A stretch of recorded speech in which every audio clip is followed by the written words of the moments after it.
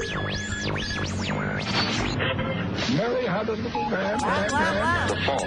We believe that all men are created equal. To the magnificent mosaic that is America. From radio beacon to radio beacon. I have a dream today. Change has come to America. Believe me. Help is on the way. Knock, knock. Who's there? It's a figment of your imagination. Randi Rhodes Show. Turn up your mind.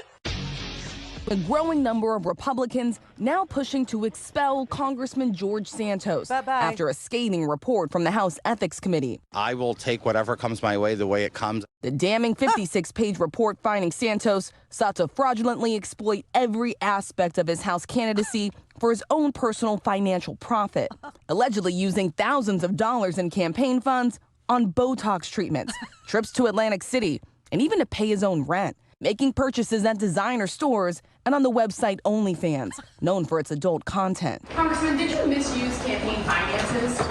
He stood away, blocking entrance. And while he allegedly was cashing in, his campaign didn't have enough money to pay off outstanding debt. One staffer going 8 months without a paycheck. There was just so much misconduct. I thought it was just so extensive, so brazen, and so bold that we really had to take action and do it quickly.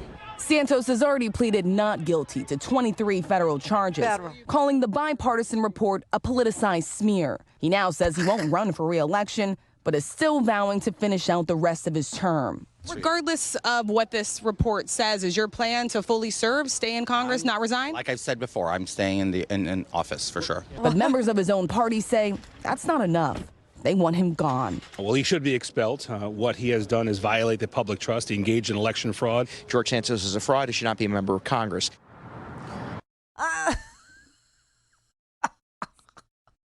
That's his own party now dissing on him. You know, that's the Republicans. You know, and here's the beautiful news about Santos. Okay, first of all, today was the day that they introduced the resolution out of the Ethics Committee. They introduced the resolution to expel him. The bad news is they're on vacation. Vacation, everybody. So, you know, nothing will happen until at least November 28th when they come back from, you know, their Turkey Day, extravaganza, which apparently starts now. Actually, yesterday. So that's interesting. Yes, he is under federal indictment for, campaign fraud. And now the Ethics Committee has actually looked at, and it was a 56-page report, 56 pages, which tells me they used really teeny tiny font. Because this guy, 35 years old, and he's almost as good a grifter as Donald Trump, who has a 43-year head start on him. That's saying something, man. That's like really good grifting over there. The scam was, just chef's kiss. The scam was beautiful. He was literally, hitting up donors, and then they would give money, and then he would, actually say that he was spending the money on, billable things like advertising, but he would never spend the money, and then he would go out and replenish what he stole from that to, I mean, it's just like, wow. Really, really good stuff here. If you're, a Trump grifter, wannabe, and I won't say he was a wannabe, never will be. He was a wannabe, really was a great grifter. I mean, apparently the people on Long Island, which is his district, actually paid for his honeymoon. They paid for his honeymoon in Vegas. They paid for the taxi that took him to the hotel. They paid for the hotel. Him and his husband had a beautiful time, December 2021. He said to the campaign, on the staff report that they had a file that he was on his honeymoon and they could find no corresponding campaign events on his calendar. Now, let me tell you what people do to get, by with grifting like this. They usually put a brief encounter with some damn person about some damn thing having to do with the campaign in Vegas on the report. But this guy didn't even bother to, create a fake, encounter in Vegas having to do with, his business as a congressman from Long Island, which most grifters in Congress do. He also took a vacation in the Hamptons. Now, that at least is on the same coast. That's not too far from his district. He's District 3 on Long Island. It's not too far. $3,332.81 on an Airbnb. Now, that could be one day in the Hamptons, So maybe we should say thanks for, not going beachfront. I don't know. Hotel stay. And then when they looked at the calendar on that date, it indicated that Santos was off at the Hamptons for the weekend. So he stayed in some place that was like $1,500 a night for the weekend. And couldn't even ink in like something. I mean, this is just like, I don't know. I think Puffy, probably covered his tracks better than Santos, Puffy, they're saying Puffy Combs, Sean P. Diddy, whatever he's going by now. Is he going by Ye now? I don't know. What is with the name changing thing? What is that? Okay. That between that and pronouns, I can't keep up. There's something crazy going on with changing the name. So Ye Combs, Puffy, I don't know. Sean P. Diddy. Like what is that? Anyway, he's being accused of being a rapist now. I mean, is there anybody in this world that you could count on for, having some humanity, having some character, having some integrity? Joe Biden, but he's old, everybody. So, just push him aside. Too old to, be somebody that you would consider voting for just based on the fact that he's got character and integrity. And you could, his word is his word. That's bad. That's bad. But, so after the release of this ethics report, George Santos is now not going to seek re-election, as if he had a chance. I was looking at like 71% of the Republicans in his district, 71% of them want him gone. It's a purple district, it goes both ways. Which apparently George does too. I don't know. It's not my business. It's just not. I don't know, like which payments he made to the OnlyFans, site. I don't know which one he was only fan of, but he used the campaign money to pay payments on OnlyFans too, which is for those of us who are old. It's an adult content, sort of a, it's a tip me and I'll, show you something kind of a website. But when you see the shopping list of what he spent his money on, spa days, honeymoons, Hamptons houses, Botox treatments, OnlyFans payments, casino bills, it looks like a to-do list from the Kardashians, you know what I'm saying? Or Pete Davidson. If there was a purchase of, some sort of a binge on there too. I can't for the life of me, tell you. And so this is something that the House of Representatives was not keen on letting him go. You know why? So here's like the most important point about it. So that they can only lose 4 votes in the House? Yeah. So when Santos is booted, they can only lose 3 votes in the House. You see what I'm saying? And Mike Johnson, is doing exactly what what's his face was Kevin McCarthy was booted for. Mike Johnson was able to fund the government. He did his little ladder approach. I don't know. But he funded parts of the government through January, and then the Defense Department will be funded through February.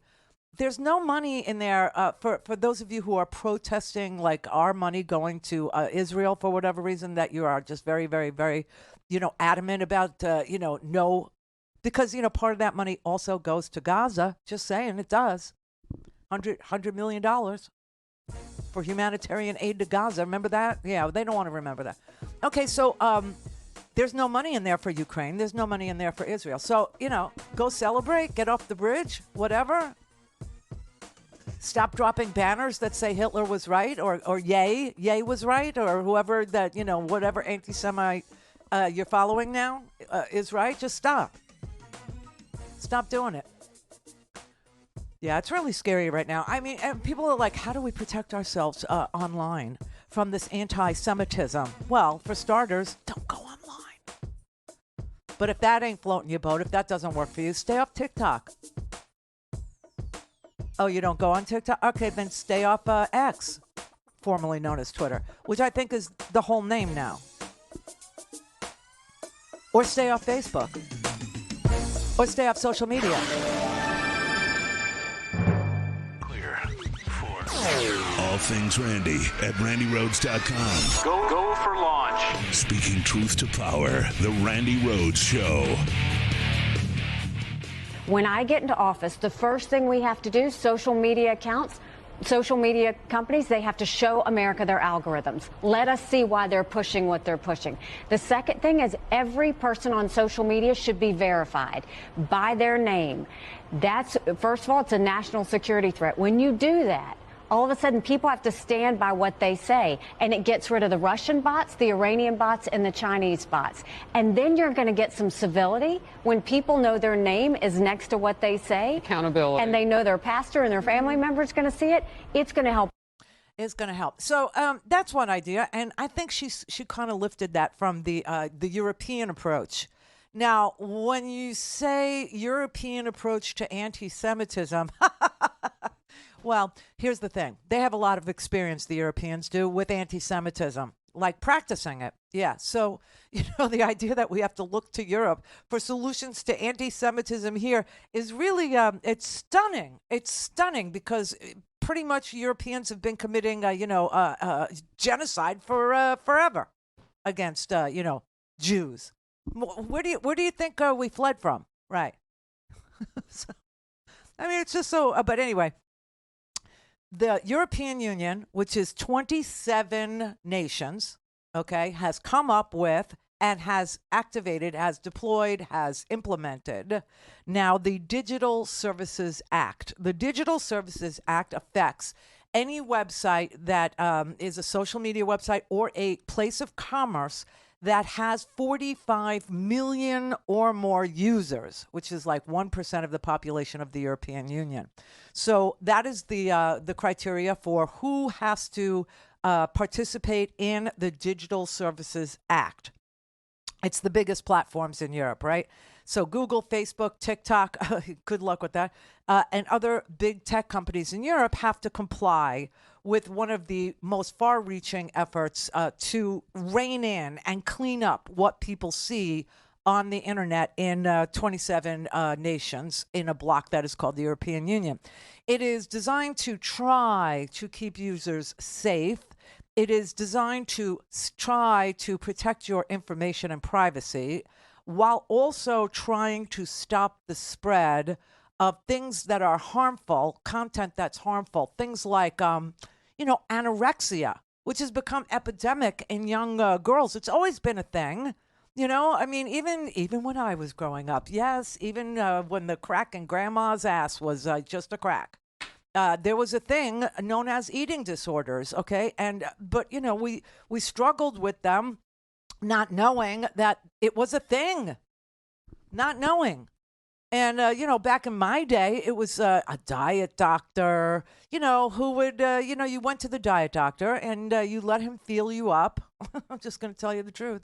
And then he would give you, like a vial of dexedrine hydrochloride, which is liquid speed. Swear to God. And a triplicate prescription for the best drug ever, Quaaludes. 30 of those and one little, oh, come on. Now, how did they get rid of, this is interesting that I walked myself right into this explanation because this is a good one. So how did they ever get rid of Quaaludes? The best. Oh, my God. And I don't think they were addicting, and here's why. Because one day they just disappeared and people tried to, do knockoff versions, but they just didn't have the same little zhuzh that a real Aurora, which was a German pharmaceutical company, Aurora 714. We used to wear T-shirts that said better living through chemistry because, oh my God, it was like the ultimate true aphrodisiac. I don't think there's ever been anything like that. Well, people say that what roofies are like that, but I don't know. I never took one. So, but Quaaludes, I'm your girl. You want to ask me a question, I'll tell it. But anyway, the way that they got that off the market is kind of the way that Joe Biden is going after fentanyl. The precursor chemicals. I believe that methaqualone, one of the precursor chemicals, was only manufactured in India. And so I think it was rich. I don't know. I could be wrong. I'd have to refresh my, historical recollection of who the president was when Quaaludes actually disappeared. But one of the presidents, I want to say that it was Nixon, but I could be wrong. banned the import of the precursor drugs that were required to make Quaaludes. And so they just disappeared. This is the approach that Biden is taking on the fentanyl issue, on the fentanyl question, trying to work with law enforcement in both the United States, Mexico, and China. He was meeting with the Mexican president today. And yesterday, the APEC summit, which, by the way, Elon Musk has been kicked out of. Did you know that? Because he's amplifying anti-Semitic stuff on X. And you should call it just X, not X formerly known as Twitter. You know why? Because it sounds like ick. And that's what this website has turned into. That's what this platform has turned into. But anyway, I digress. A long way away from what I wanted to, discuss here. So Europe has come up with the Digital Services Act that actually looks to ban harmful content like things that cause girls to have eating disorders, anorexia, and messages to them that they're too fat, or messages to them that only this body type looks good, and all of this, dysmorphic stuff that happens to girls when you broadcast what is acceptable as a form to them, okay? And also talk of genocide, talk of hatred, anti-Semitism, this kind of thing. And, it's a start, and we'll see if it works. I mean, I honestly don't know, because it just started, I think yesterday they implemented it. It applies to 19 platforms so far, 8 social media platforms: Facebook, TikTok, X. I'm not going to say what comes after the word X, because it's, I swear, it's always formally YouTube, Instagram, LinkedIn, Pinterest, and Snapchat, right? And then there's 5 online marketplaces: Amazon, Booking.com. What? So, like, if you book a trip to Auschwitz or something like that, then all of a sudden, you start getting hit with anti-Semitic peppy memes. I don't know what happens. I don't know how that algorithm works. But Alibaba, which is China's, AliExpress, and a German curated pocketbook shoes fashion site called Zalando. I've never been. I'm going.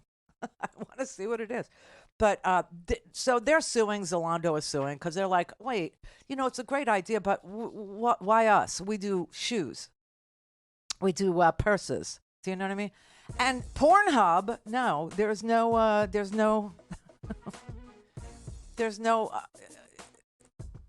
obligation to comply for Pornhub.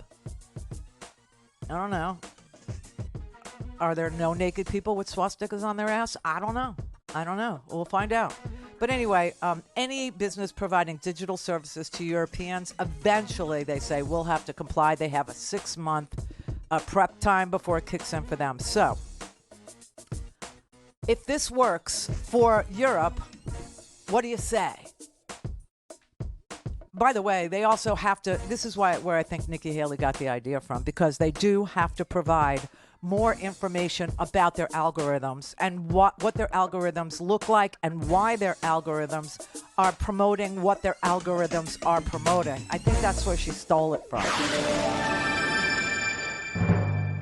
270-3844. 561-270-3844. All right, everybody, it's Friday, you bastards. Let's talk to Lana in Tennessee.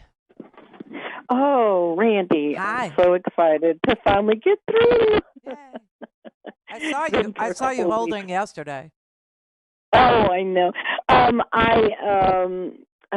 had been wanting to speak about the anti-Semitism and kind of my take on it. That goes back to when I was about 13 years old and I was first educated about the Holocaust. My father insisted that I watch the miniseries Holocaust, and that was just one of the most profound, experiences, of my young life to that point, because I just had no idea that had happened, because I was just becoming exposed to it. And I remember that in the intervening years, as I grew older and I went to college and everything, one of the big questions was, how could an entire, German population accept, the Holocaust and what was going on and what the Nazis were doing, and they were just, average working people, average, civilians. And I think that we are getting a very clear answer to how that could happen, because I think that's what we're experiencing worldwide, and particularly in the United States. And I just, it's so hard not to draw the parallels between this radical, Nazi-tinged MAGA movement and, the contingents back in the 30s.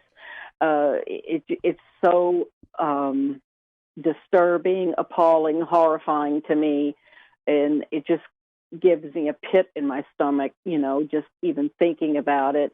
Watching, reports of, Jewish students being persecuted just mercilessly in this country, and then never mind, what's going on in the Gaza Strip and in Israel, and with Bibi Netanyahu. I mean, he's pretty much, like you said, he is throwing fuel on the fire of hatred at a pace. Absolutely. I mean, absolutely. It's so weird to know that guy is creating, the biggest anti-Semitic movement since Adolf did. Exactly. And that's what a lot of people are seeming to miss. And I just, and I've kind of had his number for quite some years. Yeah, a lot of us have. Absolutely. I mean, all you have to do is be paying attention to it. And part of how I was paying attention was through you, for the last 20 so years. It just really is. I never really like to talk about Israel. I mean, it's so funny because, when I was worthwhile, meaning people would interview me, right? They would ask me like the same question over and over again, like, is there anything that you won't talk about? And I said, yeah. Well, what? I said Israel. And they were like, why? Because, listen, if you say what needs to be said about Israel, you get phone calls from this group, you get phone calls from that group, you get called into your boss's office when you work in corporate media. And if you say this about, the rockets that are fired from the West Bank, or not the West Bank, from Gaza, or you say anything about Hezbollah firing rockets into northern Israel, well, then all of a sudden, you're a Islamophobe, right? So there was no winning. There was no ability to have. No winning. No, absolutely. None. And now, if you look at the coverage, it's also very, very slanted. But now it's all pro Hamas. I mean, I've never. I know, and I've been very upset by that, and I'm also been very upset about you talking about how you've gotten emails and probably some phone calls attacking you personally, and I'm thinking to myself, first of all, this is the goddess of the airwaves. You have no idea who you're talking to. And I take it personally because, like I said, I respect you so much. I love you so much. And it really hurts me when people treat you like that, because you are so deserving of respect, because you do so much homework, you pay attention, you read. I mean, you're probably more educated about all these issues than any of these numbnuts that call in. I hope I'm able to say that. I'm not normally a potty mouth. Yeah, it's okay. I honestly, look, you put yourself out there and you get what you get. I don't really care either way. But the idea here is that you need to convince one person at a time, right? And that's why I used to love radio, because radio, you were talking to one person. You were literally talking to the one person that was listening to you at a time. TV is a little less internet, but still the job is the same. And that is to tell people that in this particular situation, if you're not rooting for humanity to come out on top, then there's something wrong with you. Okay, there is. Yeah. But if you're not, tactically or strategically planning how to bring about a two-state solution at this point, then you're not really in the conversation either. So it's difficult. But I listen to people, talk about babies and heads over here and legs over there, but nothing about 4,000 rockets that were being launched into, Israel. True. Right? Nothing True. about October 7th anymore. No. Nothing about putting babies No. in ovens so that parents would smell the burning flesh of their own children. I mean, the brutality of all of this is so severe. And the only way for it to end is to get rid of these two bad governments that are doing this brutality. Yeah. And that is where we find ourselves. We find ourselves with a right-wing Likud party psycho who is very upset, only not because he cared about the people in the kibbutz. That's not his base. You understand? No. Those people are liberals. Those people are Labor Party. Those people are peace activists. And even the peace activists here in the United States, they ignore the peace activists that were. I know. It's just so distressing. It's very distressing. I know. Yeah, it's bad. And Normie has brought up, he sees different interviews because he watches a lot more news than I do because I work. But it's just crazy because he's just completely blown away and appalled that, what was, liberal, peace activists and stuff, they're somehow getting their brains twisted around where they are trying to, they're seeing the Hamas side of things. And it's just like completely gone so far off the rails, just common sense and common you know why? Do you know why? And humanity. Well, that's the thing. Yeah. People have decided that in this particular war, that there is good and bad, and there isn't. Yep.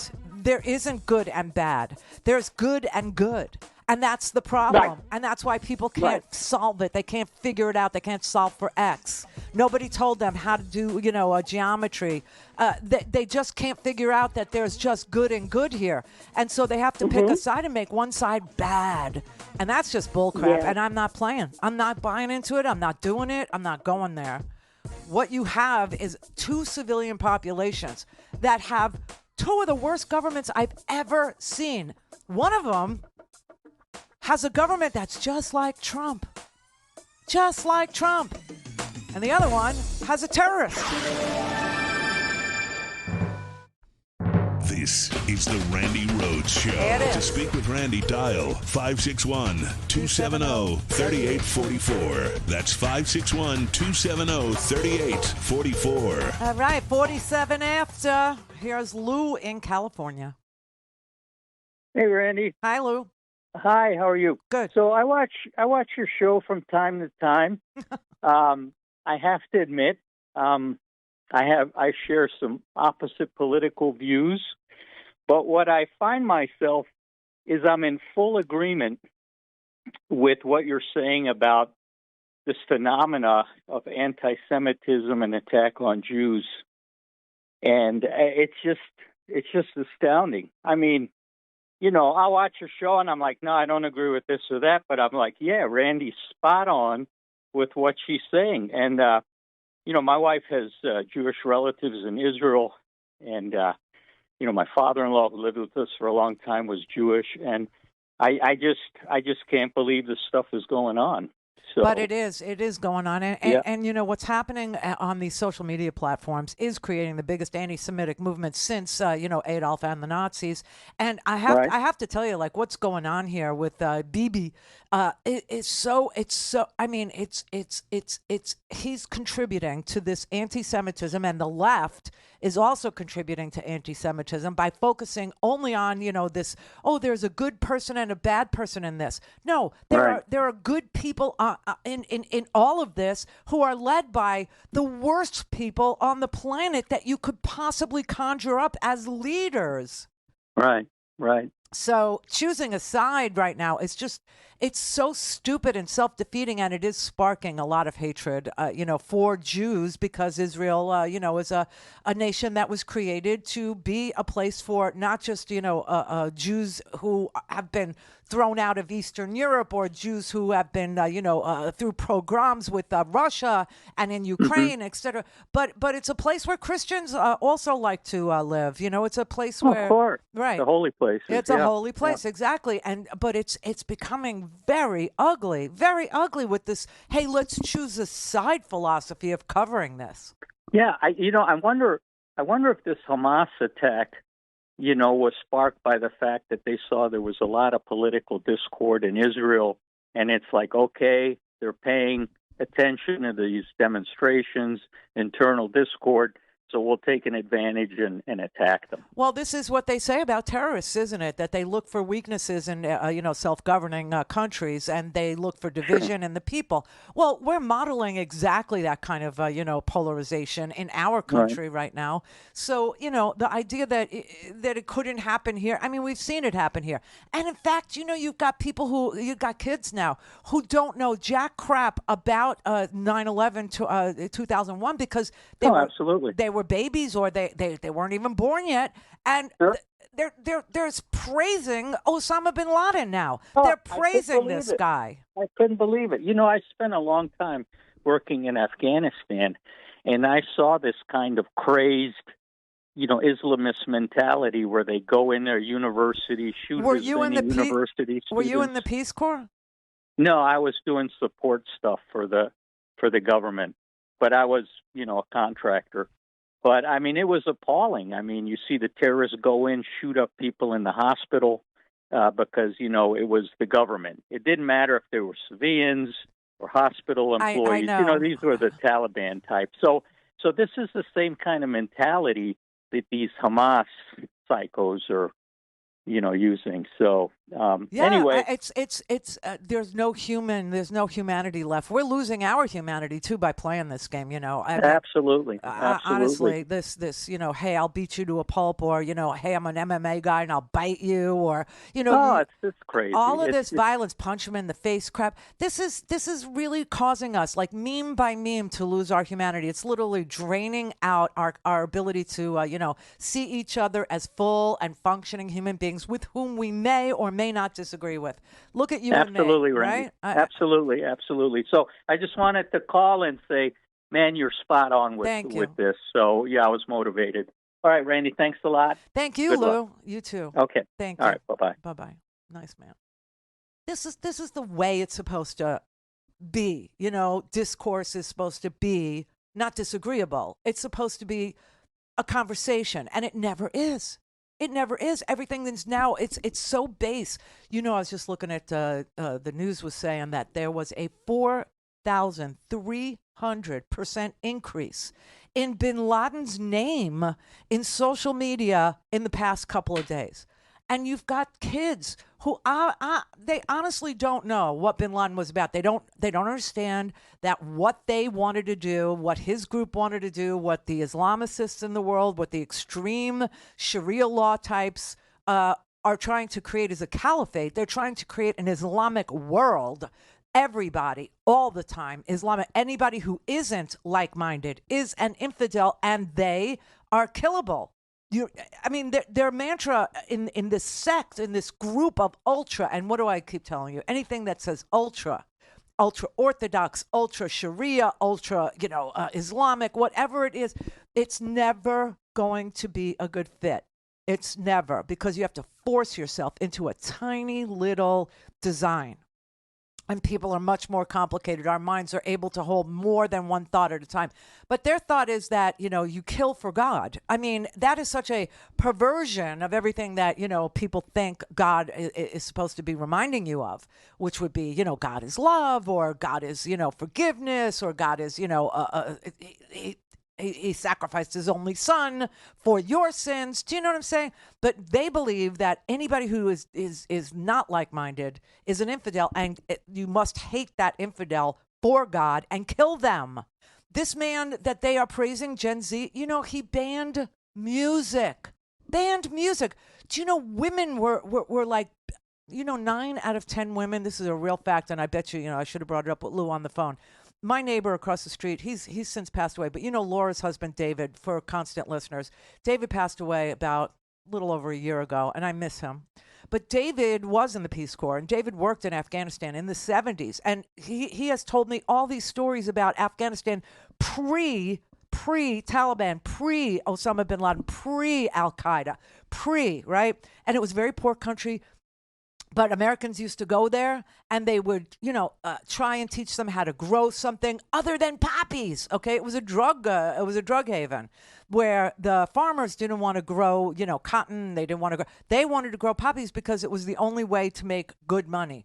And so we went over there and we tried to, teach people how to farm other crops and feed themselves and blah blah blah. It didn't actually work, as you can tell. But it was a valiant effort, and it was based in goodness. Then all of a sudden, the poverty and the grinding life that was living in Afghanistan became so heavy that terrorist groups were able to land in there and, teach people their version of the world, which was if you sacrifice your children for, the caliphate, and we create an Islamic world, there will be no more poverty. There will be no more suffering. So what you're going to have to do is you're going to have to give us your children. Yeah, like your 9-year-olds. They're going to have to marry 55-year-old men. Your women have to be covered now because back then, women were not covered in Afghanistan. But now they have to be covered from head to toe. They cannot be educated. Maybe you could teach them, like how to barely read, and that's it. You cut them off. They cannot work. You can beat them. And here's the factoid about women in Afghanistan today. 9 out of 10 women in Afghanistan are physically beaten. Physically beaten. This is what this version of, Islam is about. And this is what Osama bin Laden was about. This is what he stood for. And to watch Gen Z praise him is, it all makes sense. Why? Because he was anti-Semitic, obviously. Obviously. Jews were the devil to his caliphate. Jews had to go. Jews needed to die. All the anti-Semitic tropes that you could possibly come up with, he actually would recite, okay, as fact. Like Elon Musk. Like that. You just spoke the truth when you, play these old anti-Semitic tropes on the social media. I swear to God, that's why he was kicked out of APEC. The Asian Pacific Economic Group. See, Elon wanted to go to APEC, and he wanted to, sort of sell his wares to China. And because he retweeted anti-Semitic garbage and said he agreed with it, actually was not just passively, but said, you just spoke the truth, saying that Jews hate white people. And I didn't understand what that meant. I never heard that. So it's apparently the Charlottesville thing, Jews will not replace us thing. It's the white man's fear that George Soros, swear to God, that George Soros is leading the caravans of brown people into our country to dilute white people's power. Yeah. It's stuff that Candace Owens and Tucker Carlson and, Nick Fuentes, it's the stuff that they peddle.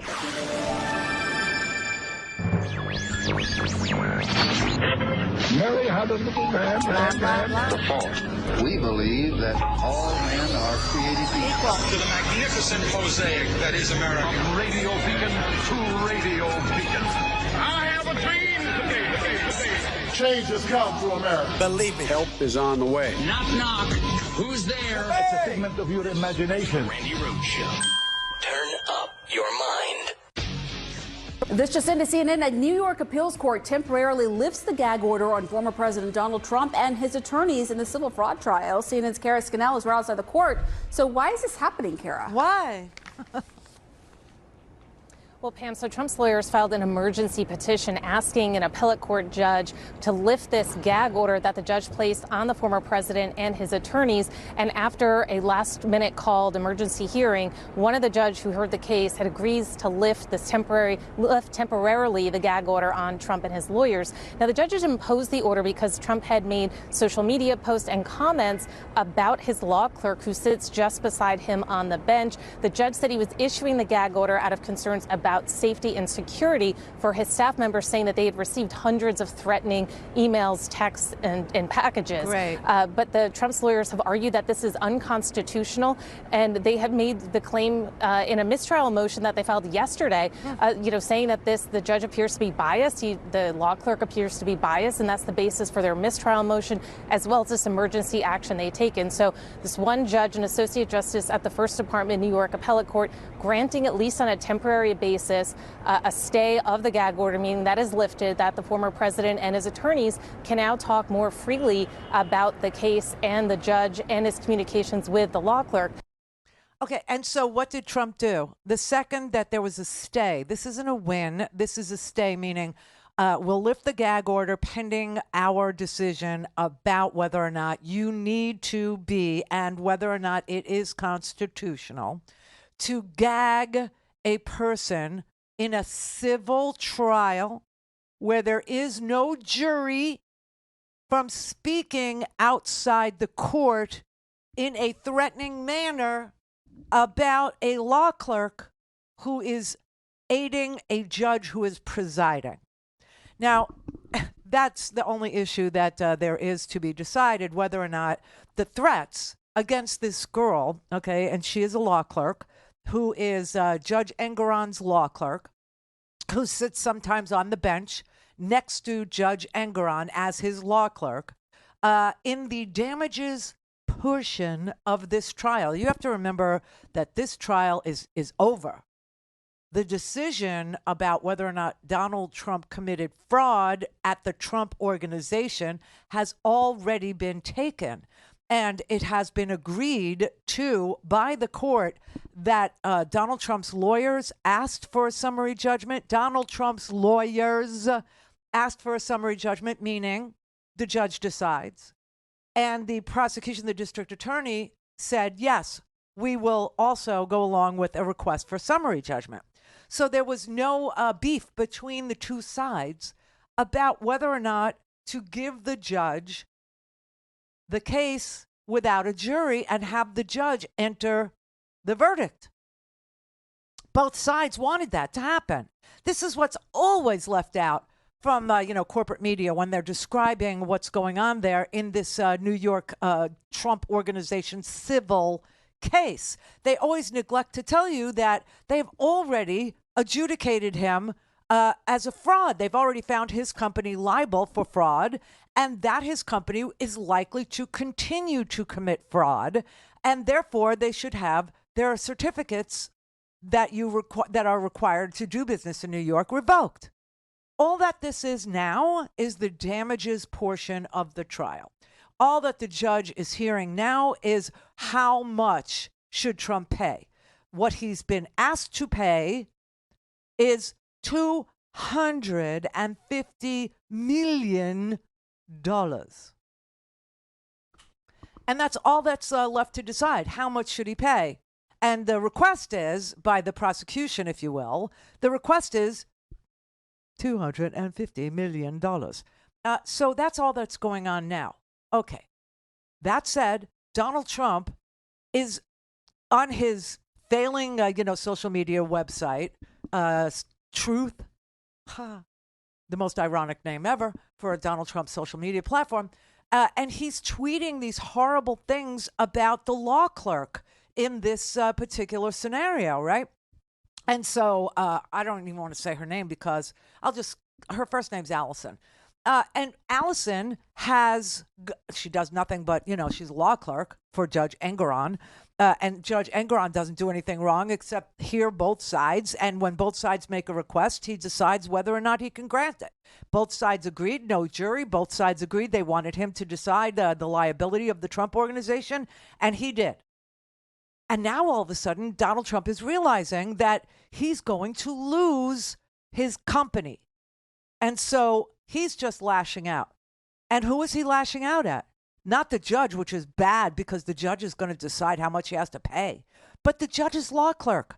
So the judge in this case put a gag order on Donald Trump, not having to do with anything about this case. I mean, Trump has been, on his social media platform, he's been posting in all caps about how this judge is biased and this case is garbage and this was fabricated and it was all made up and I didn't do anything and whatever it is, to a very large audience of sycophants that follow him right down to the pits of hell. Okay?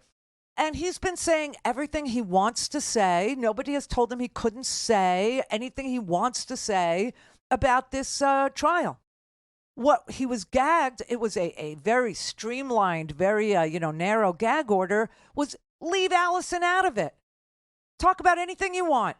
Go run for president. Go do your thing. Go complain about me, the judge. Go complain about New York. Go complain about, Letitia James. Go complain. Nobody asked for him to leave Letitia James' name out of his voice. Nobody said that to him. They just said, leave Allison out of it. Well, now the appeals court is going to review whether or not that was a legitimate ruling to leave Allison out of it. And pending that decision, the gag order is lifted. So he went on his social media platform yesterday and trashed her. And guess what happens?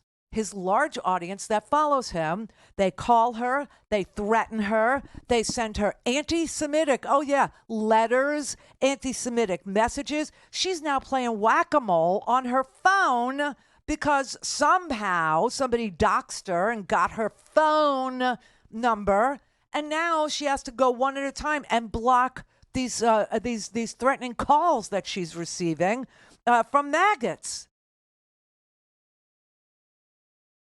Just like, and he's going, I didn't threaten anybody. No, your large audience did, okay? Your large bunch of sycophantic followers. Lead follower, get out of the way. Well, they're following all the way down to the gates of hell. And they're threatening her with anti-Semitic crap. I mean, this anti-Semitism thing, it's just so, it's like everybody's go-to. I've never seen it this bad. I've always heard it, and I always know it's there. And, the George Soros, and then you have Jewish space laser lady. And, of course, you have the Bilderbergs and the Rothschilds and always. And, of course, the boogeyman himself, George Soros, 92 years old. He's doing something to some damn body to make your life miserable. Don't ask. But this girl is actually on the receiving end of all of this. The maggots are standing back and standing by just like they've been told and waiting for a signal, and he gave them yet another signal to attack. He doesn't have to say attack. But remember that the maggots from January 6th, like 1,000 of them, are doing, some of them are doing hard time. Some of them are doing like decades, okay? They're in jail, and they will remain there and rot there. You know that guy that beat up Paul Pelosi? He got convicted yesterday, too. DePapi? Yeah, he got convicted yesterday for going in and attacking Nancy Pelosi's husband in his drawers. And people were so knee-jerk about, that couldn't have happened, so they must have been having some weird gay love tryst while Nancy was out of town. You remember that crap? Yeah, they're responsible for nothing. It's like January 6th. It was a bunch of tourists. Anybody else looking at it would see they stayed between the truncheons. What the F, okay? But this is all like super freaking, it's a movement based on hate. Clear. Watched it on TV. All things Randi at RandiRhodes.com. Go for launch. Speaking truth to power, the Randi Rhodes Show. All right, everybody. This is Mr. Clay Higgins this week questioning Chris Wray, the FBI director.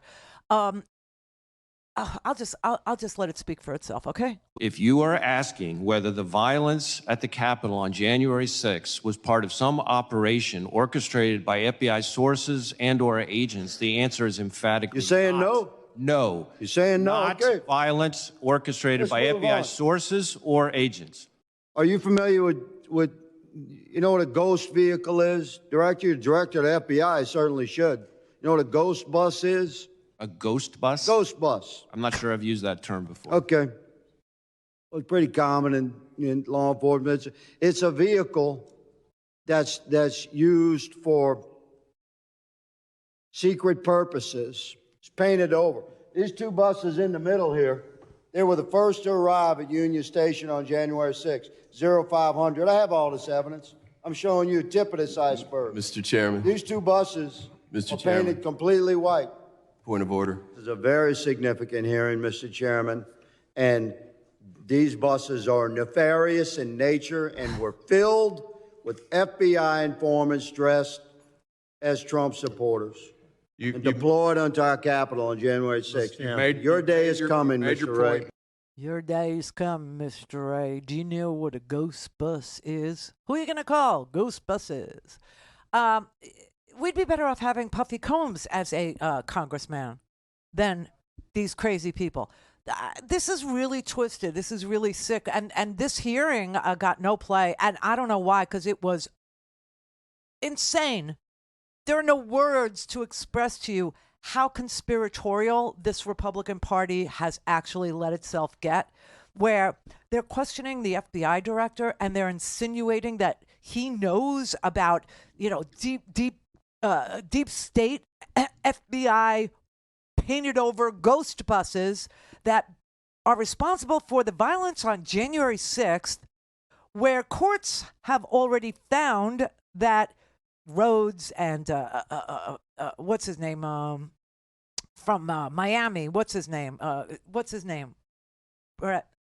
No, he's not paying any attention. Enrique Tarrio.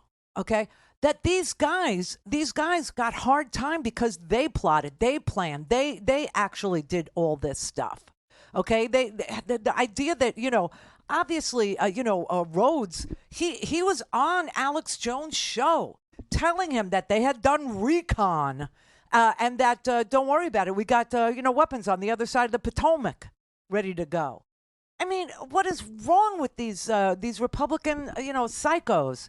And when they do it in an official capacity as a Congress member, and they sit there and do this, it gives some sort of authenticity or credibility to these conspiracy theorists who want to believe that nobody did anything violent or bad or dangerous or wrong on January 6th, and that these people are literally political prisoners. Yeah, because we have a weaponized FBI, and Chris Wray is like, some magical RoboCop that is, causing all of this false evidence to be presented to courts across our country for 1,000 cases that all got convicted for beating cops, for doing violence, for, trying to overthrow the government, for, and a guy breaks into Pelosi's husband, house and, bashes her husband in the head. Oh no, it's all the FBI doing it. We would be better off having Puffy and Bill Cosby as Congress members at this point. I mean, Marge did it too. It's really. I mean, she. Oh. Earlier this week, 8 Republicans joined the Democrats and protected your job. But I want you to know, you have a short time coming. You can honorably resign, or we are going to impeach you. And it's happening very, very soon. And they just sit there and threaten. That was to Alejandro Mayorkas. They're threatening Alejandro Mayorkas. 8 Republicans voted not to move forward with an impeachment of Alejandro Mayorkas, and it was her, her effort, her resolution that was rejected by her own freaking party.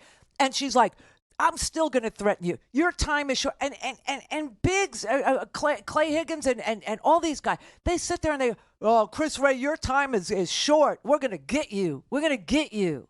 And then you got, idiot boy over there going, hey, stand up, Mr. Teamster. Stand up. I'm going to fight you. I'm going to bite you. I'm going to beat you. I'm going to hurt you. I'm going to threaten you. I'm going to kick you. What the hell? And we're wondering, what's happened to our humanity in this country? What's happened to our goodness? What's happened to our kindness? What's happened to our reputation? Where do we go to get our reputation back, you freaks? I mean, the damage that these representatives are doing in official in official offices, sitting in official hearings, as part of Homeland Security committees, is really it's embarrassing. And like when we were talking to Lou in California, and I think it was Lou that was brought up the fact that when a country looks like it's coming apart at the seams, the way that Israel did prior to Hamas attacking the peace activists down in the southern part of Israel, right? It looked like everybody was out on the street. For 9 months, they were protesting Netanyahu. For 9 months, every single person, almost to a man, was out on the street protesting Netanyahu because he was dismantling the justice system in Israel to save his own butt, because he was indicted for bribery, and his wife. He was indicted for bribery and fraud, just like our president, And this group must have thought, now's the time. Now's the time to take advantage. And they attacked mercilessly, brutally. Like 1,200 people in a matter of hours, slaughtered. Some of them dismembered, some of them, put in ovens, others of them kidnapped. And I don't know what you think is going to, stop somebody from drawing a target on us, when this is the quality of representatives that we have. And the whole world can see it.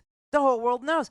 And then you had Elon Musk, who went to meet with President Xi of China, and turns out he's tweeting anti-Semitic stuff too, and gets himself kicked out of the AIPAC thing. Yeah. What do you think is going to happen? Don't you understand that we're being pulled apart on purpose? Don't you understand that the polarization is by design? It's a strategy. In chaos, you can steal entire countries, entire treasuries, entire, swaths of land. Whatever it is you want to steal, do it when there's a chaotic situation on the ground. Smarten up, everybody. Smarten up. Me and Lou did not agree. I don't even know what we disagreed on, and it didn't even matter. It was a decent conversation. It was respectful. It had humanity. It had intelligence. You could tell he had read a thing or two. You could tell that he had been to some places, in this world where he actually had to use a passport. Oh, yeah.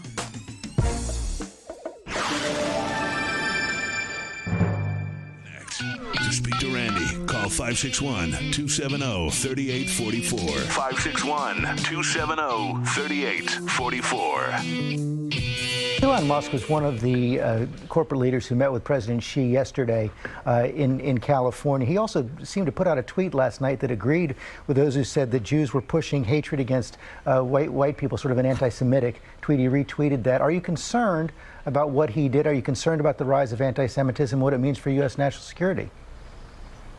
Yes, absolutely, George. Anti-Semitism is on the rise around the world. It's certainly on the rise here in the United States. I mean, last year alone saw a record number of anti-Semitic acts across this country. And sadly, some of those acts are turning violent. And the Jewish community has a right to feel the anxiousness and the fear that they do feel right now. I had a chance to talk to a young college student in New York City just a week or so ago, and the description of the things that he told me he had to do just to get to class without running into somebody who might hurt him was absolutely mind-blowing to me, that can still happen in this country. And yes, it's backing up onto our national security interests as well, no question about it. Oh, well, when we had a hearing about, Homeland Security, and we had Clay Higgins, the Right Reverend Clay Higgins, I guess, and Marjorie Taylor Greene as committee members, they alleged that there's, ghost Nazis on campuses? Is that their conclusion, that none of this is really happening? I don't know. But when you have, that kind of a national security hawk on top of it, what could go wrong? What could go wrong? Gary in Fort Lauderdale. Hey, Randy. Hey. As an average American taxpayer and citizen, right? Mm-hmm. I can't see how we're ever going to get past this social discord that we're engaged in now. So I think back to 2001 when 9/11 happened. And instantly the country came together, all for the wrong reasons. You know, we hate to see this happen, but we did come together. So it makes me think maybe it's going to take another horrible disaster like that for us to become united again. What do you think of that? Well, I think the left would side with Osama at this point. Oh, no, you and me wouldn't. No, but the left would. I mean, you know, the hard left has gone so far to the left that they're on the right now. I can't even imagine unity here. You know, they'll go, hey, remember last time we invaded 2 unarmed nations, you know, because 9/11, because 9/11. And, you know, they're not wrong. That did happen, right? And so they'll use that, milk that to, you know, create disunity in a moment when we need to come together. I don't see anything bringing us together. Not violence against us as a nation, not violence against us by, you know, some crazy person. I mean, like I said, you had Nancy Pelosi's husband, okay, being beaten to a pulp only because Donald Trump said crazy Nancy often enough that one of his large audience members decided he would go and look for Nancy. Mm-hmm. And she wasn't there, so we got him. Right. So, I mean. So what do you think? It's the beginning of the end? Well, I don't. It just depends on how the election turns out, really. Who shows up and, you know, how much, you know, disinformation is around that election. We're going to go through some things. Let's just put it that way. And, you know, Randy, with the way technology is changing so rapidly right now, and this election is 1 year away, think of the AI and the other types of cybercrime, election fraud, rigging of voting machines, etc., that can happen between now and then to throw this thing off. Well, you know what's interesting is that Facebook, Meta, has decided that they're going to now allow, you know, disinformation with regard to the 2020 election on Facebook and Instagram. They're going to allow political ads claiming the election was rigged in 2020, which they had banned for a while, to come back onto the platform. So you have that, right? And TikTok is owned by the Chinese communists. I mean, it is. Yeah, what could go wrong there? Right. And I mean, they would never interfere in an election, would they? No. And they don't have a preferred, you know, dictator, do they? No. I mean, if they did, I think she would probably want Biden to win. I don't know, because at least he would have a lucid partner. Although Donald Trump is easy pickings, you know what I mean? No, I think all these bad guys want Trump. North Korea, China, Russia. I doubt Iran would. Russia definitely. You know, Russia wants Donald Trump because, you know, the reason why Putin never invaded Ukraine when Donald Trump was president is because Donald Trump was going to give him Ukraine. Yeah, and he probably will. Yeah, in the second term he will. He'll fix it on day one. Yes, on day one. Yes, he'll fix it. Have a good weekend, Randy. Thank you, Gary. Mark in Oregon. Hey, happy Friday. Happy Friday, you bastard. Happy Friday. Hey, if you recall, the Nazis and Adolf Hitler had a blacklist, and they would go after their opponents. I think you played a clip by Nikki Haley where she's talking about she wants to have people verified on social media. I think this is part of their blacklist. If you dissent on social media, they're going to come after you. If any of the Republicans get in there, this is all part of their Project 2025. If any of the Republicans get in there and you dissent and you're not pushing their Christo-fascist agenda, they're going to fire you. They're going to go to your employer. They're going to try to get you fired. They're going to put you on the bench. You're going to be sitting on the sidelines. Well, you know, you're not too far off, because I will tell you that there's already been widely reported information. It's not some little niche outlet. It's widely reported that Donald Trump is using artificial intelligence, well, of course, to sort of look at everybody's social media accounts if he is looking to hire you for his deep state. Because he's building a deep state. I mean, they project everything that they're going to do. They tell you what they're going to do. I mean, it's obvious that everything he accuses his opponents of doing is stuff he's doing. And there's a lot of verifiable reporting that he's using, I forget the name of the employment agents that are using artificial intelligence to scan the social media of potential hires. That and the other thing is Tuberville holding open all of these positions of leadership in the military. He's doing it just like the McConnell thing for the Supreme Court when Obama was president. He held it open so that a Republican could select, right? This is all part of that 2025 thing. It's all part of that. Yeah, Nazi Don, he probably read one book in his life, and it was written by Adolf Hitler, and he's following his playbook. Yeah, I think you're probably right. He's only read one book, and it was Mein Kampf. And I think in a weird way, he wants to run from prison. He sees himself as, Hitler-like running from prison. Because, that's where Mein Kampf was written. It was written in prison. God help us, okay? That's all I could say. God help us if he ever gets to the presidency ever again. Or any person with that last name. We're in deep doo-doo.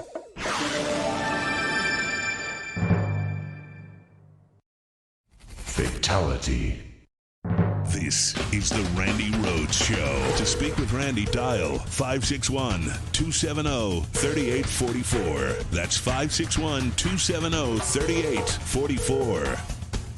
Elon Musk called an anti-Semitic conspiracy theory that Jews promote hatred against whites the actual truth. What? Musk posted agreement with the false claim that Jewish communities have been pushing the exact kind of dialectical hatred against whites that they claim to want people to stop using against them.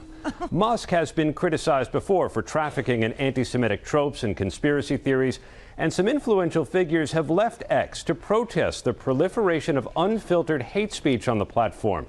Now, in later posts overnight, Musk appeared to backtrack from his earlier remark, saying Jewish genocide is unacceptable to any reasonable person. Oh, thanks. And hatred of white people does not extend to all Jewish communities. Oh, great. But then he took aim at the Anti-Defamation League, which he said unjustly attacks the majority of the West and promotes anti-white racism. Oh, my We reached out to a representative for Musk who did not immediately respond this morning. But White House National Security spokesman told John Kirby told George, somebody like Musk, the world's richest person behind Tesla and X, somebody like that stoking anti-Semitism is reprehensible and unacceptable. It's unacceptable.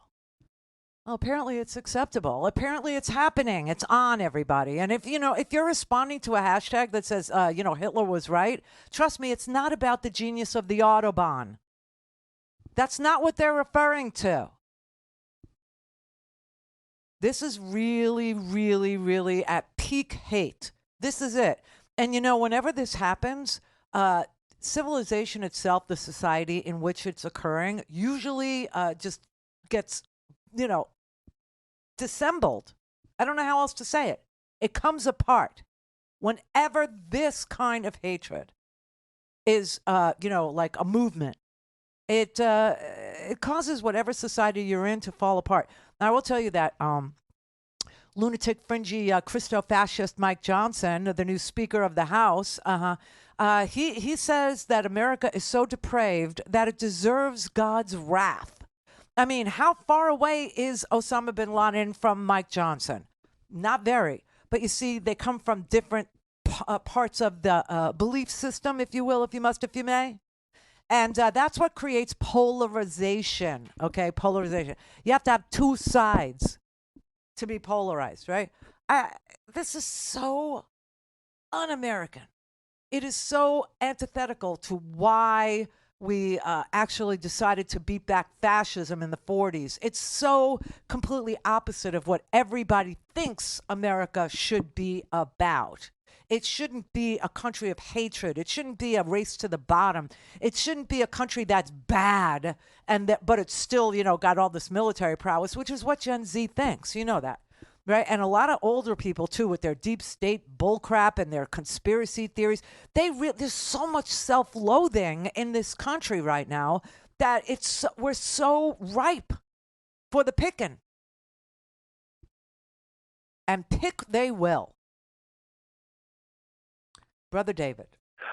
Absolutely, sister. Word to infinity. Hi, chat room. This is why I have doubled up, or if quadrupled up, my goal of memorizing Timothy Snyder's On Tyranny, because it is so here. And here's a short quote.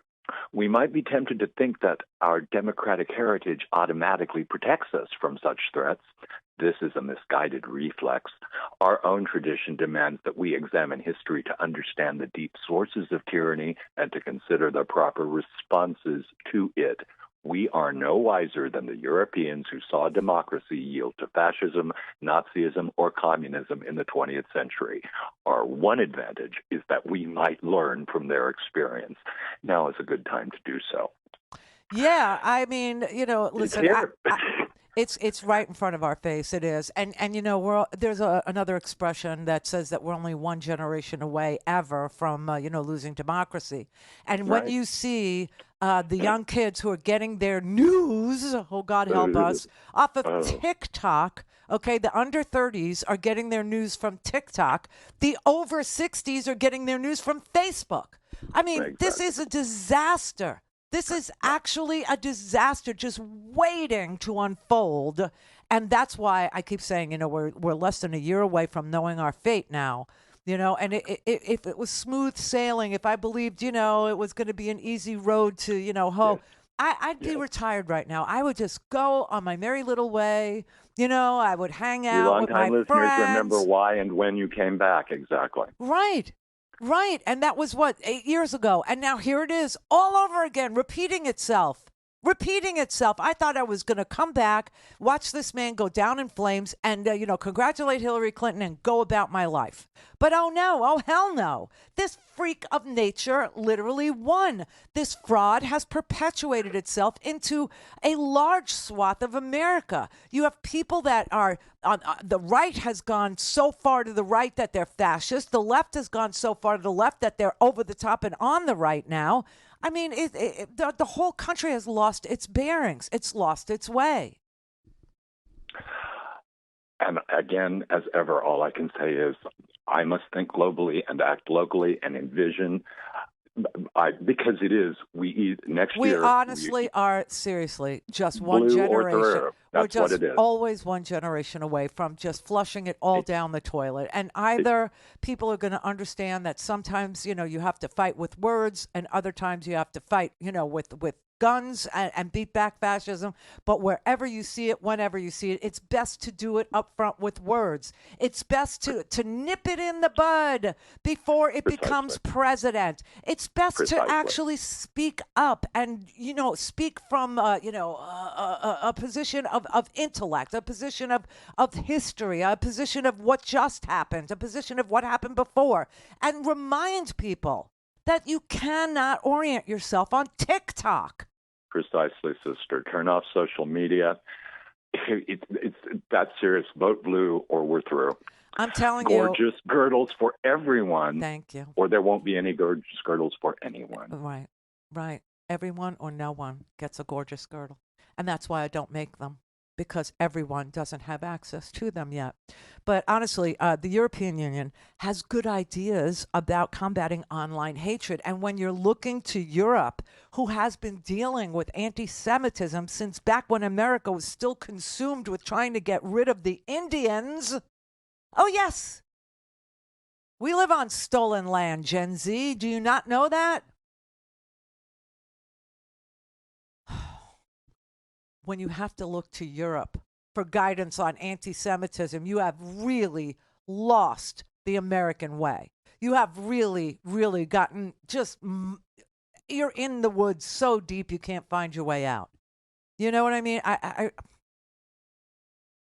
The way that Europe dealt with anti-Semitism in the past was they would praise it vigorously. And that is what is happening here. It's like we flipped positions. It's like, okay, it's our turn. I don't want camps, okay? I honestly do not want to see this, and he has promised that that is what he will do. He has told you what he wants to do. He has told you that he's going to put loyalists into the government. I mean, he's going to purge every civil servant that has no party affiliation or has no party loyalty to any man. They just do their jobs regardless of who the president is, day in, day out, for the rest of their 20 years, and then they collect their pension. That's what government work has been about, and doing the best that you can do at the EPA, and doing the best that you could do at the IRS, and doing the best that you could do whatever part of the government you're in, the Department of Homeland Security. But that's not good enough for him. And not only that, but he needs to have control of the top 350 military leaders. And you know, the crazy thing is, you know, he says what he's going to do. He said he's going to prosecute Bill Barr. Who, you know, listen, I can't stand him. I can't. I think spying did occur. Yeah, well, you were wrong. You lied. You didn't think any of that, but okay. But he says he's going to prosecute Bill Barr. He says he's going to prosecute, General Mattis. He's going to prosecute, what's his name? Is it the Milley? Or Yeah, General Mark Milley. Now, here's the question you're going to have to ask yourself. Based on what evidence? See, he says that the government has been weaponized against him, but we understand the evidence. The evidence against him is his tax returns. The evidence against him is his condition, financial statement of financial condition.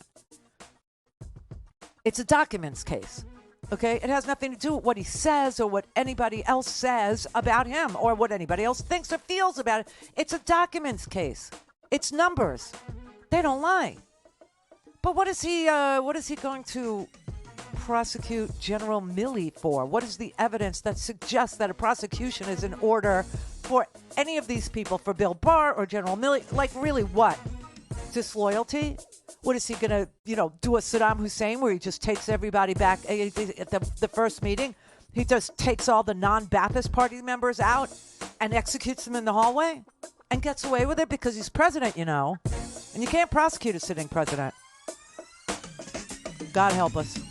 Have a good weekend. Ah!